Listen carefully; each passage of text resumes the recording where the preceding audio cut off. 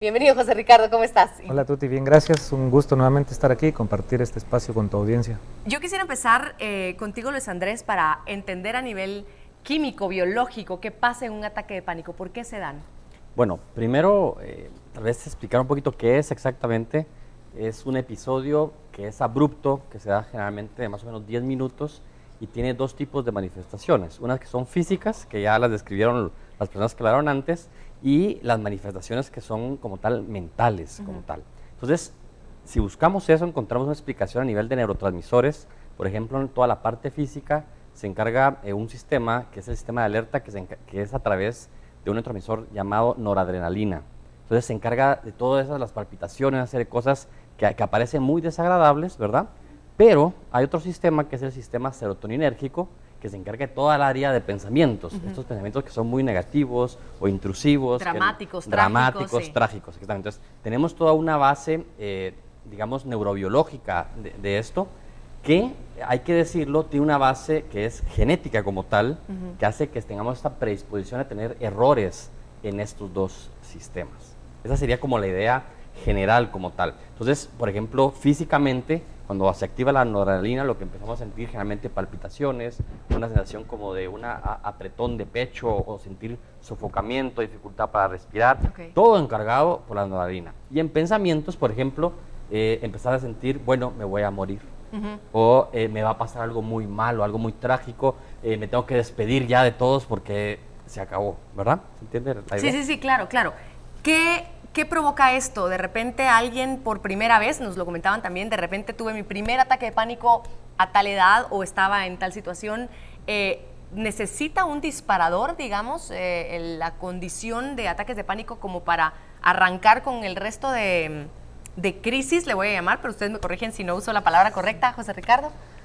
A ver, en primer lugar, quiero mencionar que me imagino que este está siendo un programa para muchísimos sumamente interesante. En mi opinión personal, después de 15 años de práctica, es el trastorno de mayor prevalencia. El grupo de mayor prevalencia, la ansiedad sin lugar a dudas, y dentro de la ansiedad, el trastorno de pánico es lo más recurrente. Todo el mundo habla de eso, está de moda, no quiero decir eso, pero está pasándole a muchísima gente. Cada vez más. Cambiando de tema, ¿qué lo dispara? Aparentemente nada, eventualmente. Es ahí donde, bueno, obviamente cada quien tendrá su percepción, pero en mi percepción digo yo, un trastorno o un síntoma es el producto de algo sin resolver, algo no está resuelto. ¿Dónde? A saber, cuando la gente llega no tiene ni idea de qué está pasando, ni si eso tiene un nombre, ni cuál es el tratamiento, pero definitivamente yo digo que todo en la vida tiene una razón de ser, el trastorno del pánico también, y cuando uno lo encuentra después de un análisis muy bien definido, ese origen suele existir. Muchas veces toca nuevamente ir a la infancia, algo pasó, hay algo que está ahí pendiente. En las estadísticas que yo tengo y que yo observo, algo que me ha llamado la atención y que es una de mis hipótesis, es de que son personas que en algún momento han tenido una cierta devaluación de su persona o no han tenido la mejor autoestima ni se las han promovido. Otra cosa importante de mencionar, antes de dejar hablar a otros, que son ideas así muy puntuales, es que aquí se puede hablar de la vida antes y la vida después del trastorno. Hay un episodio que marca una línea. A partir de ese momento, la gente no es la misma. La gente tiene miedo, evita, que son criterios propiamente del trastorno, pero que se evidencian muy bien. La gente no solo tiene un metapánico, tiene un pánico al pánico, tiene un miedo a que ese momento vuelva a suceder. Claro. Y eso convierte en pensamientos también más disruptivos, una ansiedad anticipatoria que se vuelve muy conflictiva, etcétera, ¿verdad? Desde las distintas corrientes que manejan Ligia y Vanessa, ¿qué más podemos analizar alrededor del ataque de pánico? Solo quisiera agregar, por favor, que una de las cosas que nos pasa a los seres humanos es el miedo. Y es una emoción natural el miedo. Y el miedo nos sirve para protegernos. Y para defendernos estaría la ira y el miedo para huir. En un ataque de pánico la gente se queda paralizada porque siente una amenaza.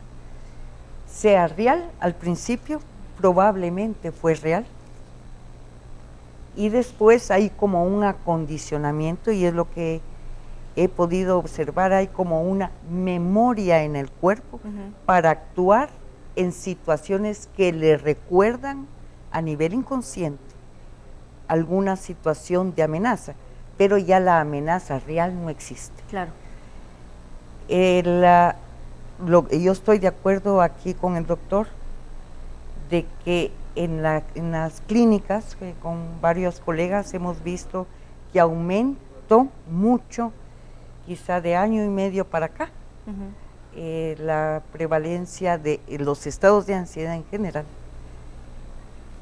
por el sentimiento, digamos, ansiedad generalizada y lo que es el ataque de pánico. ¿Cuál es la causa en sí? Si vamos a ver en el MDR, he podido encontrar, que es una de las técnicas que utilizo, sí hay lo que le llama pequeños traumas, pero a veces son pequeñitos que no se han resuelto, Claro. no se procesaron y van sumándose uno con otro. A veces hay un trauma grande.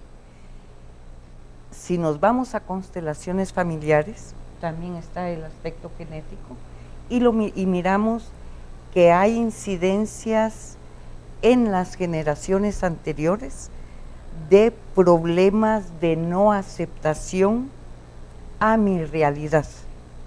Es lo que he encontrado, el no aceptar lo que es y el no honrar situaciones difíciles que se vivieron. Nos diría Bert Hellinger en Constelaciones Familiares,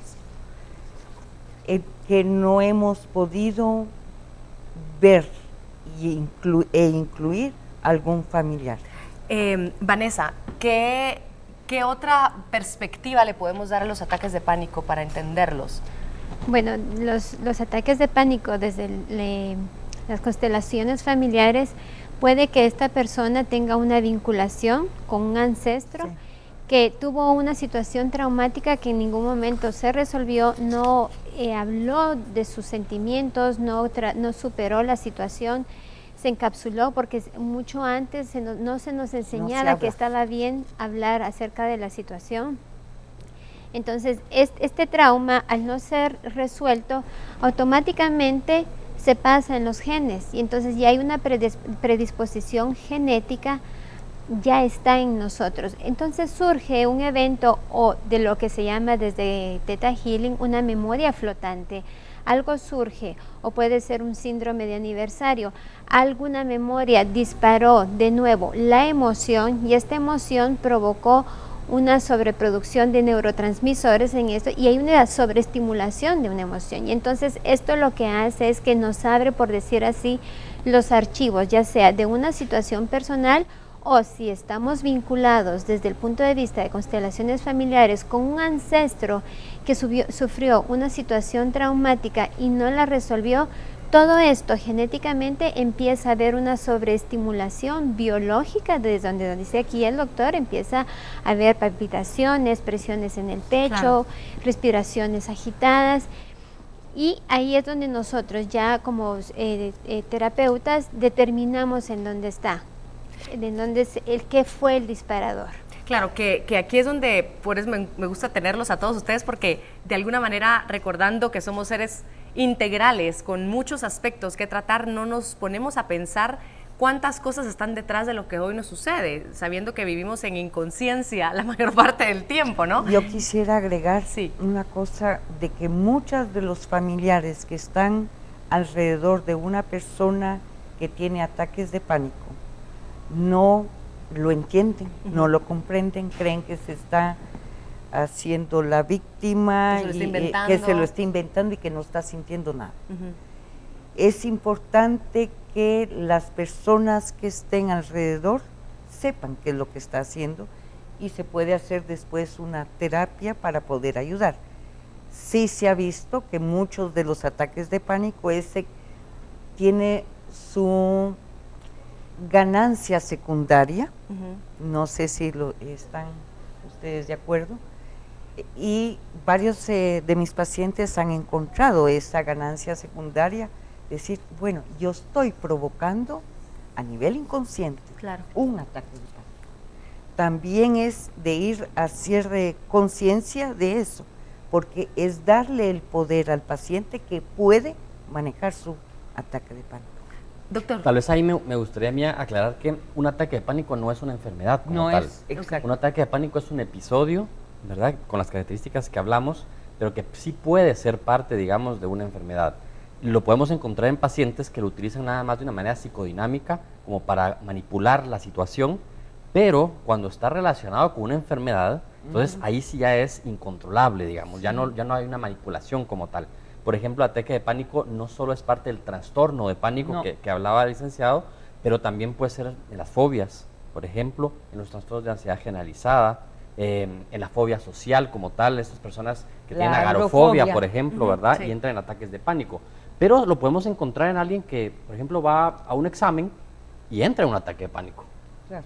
Y no hay una situación tal vez ni de ganancia siquiera, pero puede aparecer. Entonces, tal vez para que la gente que nos está viendo entienda que no porque tenga un ataque de pánico está enfermo, sino que puede desarrollar eventualmente algún tipo de enfermedad, sí, pero también es un mecanismo normal del ser humano para protegerse, digamos. Yo tengo que irme a la pausa comercial, les pido por favor que sigan con nosotros, vamos a hablar más sobre este tema, vamos a tener nuevamente a nuestros primeros invitados que nos irán explicando también desde su propia experiencia cómo fueron resolviendo esto, qué se hace, se puede hacer algo o no, si tengo o he tenido algún ataque de pánico, lo tendré para toda la vida, estoy condenado a padecer de esto inesperadamente o qué se puede hacer al respecto. Todo esto lo hablaremos más adelante, vamos a la pausa y volvemos.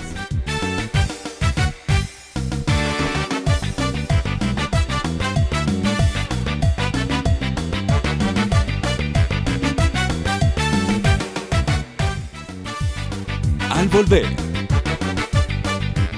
Desde el punto de vista médico, hay trastornos de ansiedad que no necesitan forzosamente un tratamiento con medicamentos, ¿verdad? No es solo la creencia falsa negativa que me voy a morir. Ese es el resultado de otras creencias falsas negativas. Lo que yo he observado es que la persona tiene mucho miedo a morir.